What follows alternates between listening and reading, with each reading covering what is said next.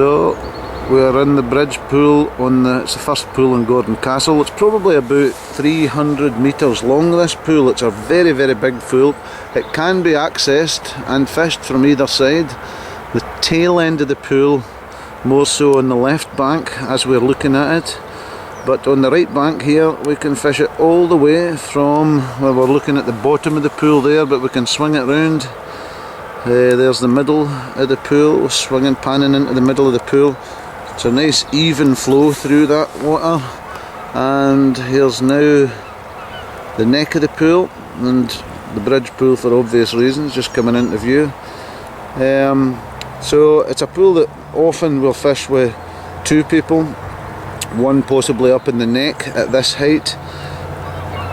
Lovely flow, fishes fantastically well in the summertime this, but over the last few years been very, very good in the spring too. Panning into the middle of the pool, a little sluggish at this time of the year, not just the best, there's hardly any movement in the fly, but back towards the lower half of the pool it begins to pull out again, so you've got much more flow beyond the boat there.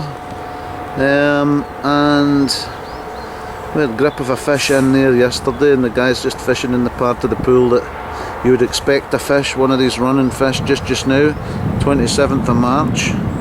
That's where you would expect to find them, down in the tail end of that pool where you've got a little bit of flow to move the fly.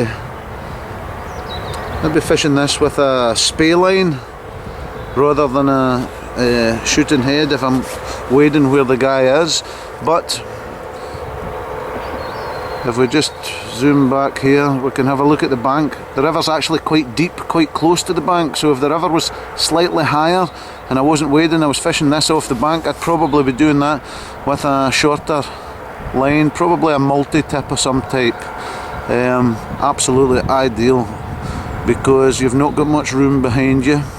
It's quite a high bank, and if the river's higher you're probably targeting fish that are only 50, maybe 60 feet out from the bank, so you want your fly to be fishing at a nice depth, and the depth that you think is going to give you maximum results. At about 50 foot from the side of the bank there, so you're casting a nice easy 80 foot cast from this side. Like I say, a multi-tip line, not too fast a sinking tip because the river here is not deep anywhere. In this lower half of the Spey there's very few places, one or two places that have got a bit of depth, but generally speaking it's what makes it very, very good for salmon, that nice even flow. So off this side you'll be fishing it with 80, 100 feet of line maximum, absolutely max, probably 80 feet of line. From the other side over at that gravel spit, that gravel bar that we can see away in the background there, I'll just try and zoom into it a little. You can come up and wade into that and fish it again, 100 feet of line maximum. Although it looks like a big intimidating pool, you just fish it accordingly and look where you think the fish might be and target that area of the pool. That's the key to catching salmon here, getting the right depth and the right speed of the fly through the correct area of the pool, which off this side at this height will be probably 50 feet out from the bank. 50, maybe 60, so you're looking for maybe an 80 foot cast at about a 60 degree angle downstream here.